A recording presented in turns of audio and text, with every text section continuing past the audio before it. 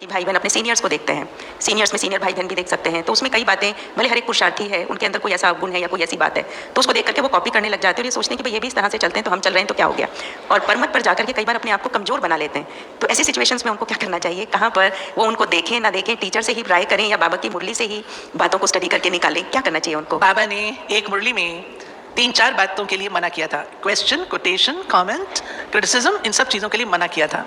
और खेद की बात है कि हम लोग बड़ों को कोट करते हैं कि बड़े भी तो लिम्का ले रहे हैं, हमने लिया तो क्या हुआ। अब इसमें हमारा एटीट्यूड क्या होना चाहिए, बड़े ले या ना लें, मैंने क्या करना है, मेरी आत्मा तो अलग है ना सबसे, मैंने क्या करना है। और हम ये बात भूल जाते हैं कि बड़ों की बहुकाल की तपस्या उनके साथ है। हम तो आज के जन्मे हुए हैं, हमारे में इतना तपस्या का बल कहाँ है। तपस्या का बल हो तब कोई बात है ना, बड़ों के पास तो तपस्या का बल है जिससे वो किसी भी विघ्न को, किसी भी हर्डल को क्रॉस कर लेते हैं और उनको कोई फर्क नहीं पड़ता।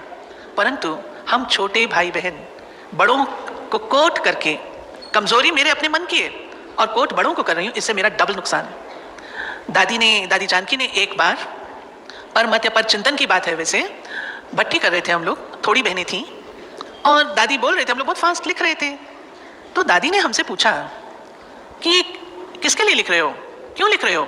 हमने कहा दादी हम सब टीचर्स बहनें थी। हमने कहा दादी दिल्ली जाएंगे ना तो क्लास में भाई बहनों को सुनाएंगे। हमने कोई बुरी बात तो नहीं की, अच्छी बात कर रहे थे, भले का काम कर रहे थे। दादी ने क्या बोला, ये भी पर चिंतन है। क्यों, अभी लगेगा ना भाई अच्छा काम कर रहे हैं, नोट्स ले रहे हैं, भाई बहनों के लिए ले रहे हैं। दादी कहती है ये भी पर चिंतन है, तुम बैठी यहाँ हो, सुन मेरे से रही हो और याद उनको कर रही हो। तो दादी ने कहा ये क्यों नहीं ख्याल आता कि जो मैं सुनूं उसका स्वरूप बन जाऊं, तो जाकर के भाई बहनों स्वरूप को देखें। नोट्स लेने के बजाय अपने जीवन में वो धारणा ऐसी करो ना। तो परमत जो है ये खतरनाक चीज होती है, परमत में हमको कदापि नहीं जाना चाहिए। आप एक दूसरे से अनुभव तो पूछ सकते हो, लेकिन मत लेकर के उस अनुसार करना वो हमारे लिए उपयुक्त नहीं। हम अपने टीचर इंचार्ज को रेफर करें हर बात के लिए। तो आप दादी दीदी को नहीं कह सकते, आजकल वो समय बीत गया, वो पीरियड बीत गया जब हम दादी दीदी के पास बैठ के सब बातों के समाधान ले लेते थे, मम्मा बाबा से सब समाधान लेते थे, मम्मा बाबा सब बातों में गाइड करते थे।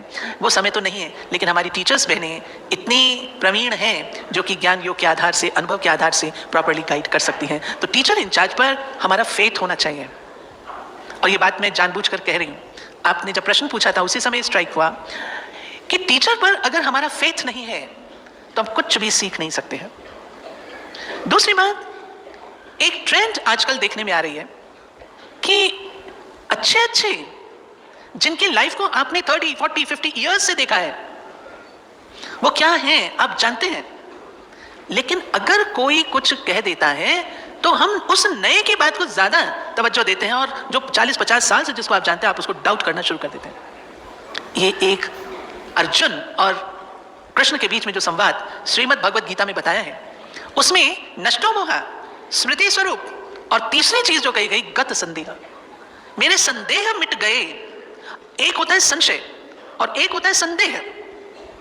संशय बड़ी चीज है, संशय बुद्धि विनशंति, लेकिन जो संदेह होता है वह हमें योग युक्त रहने नहीं देता।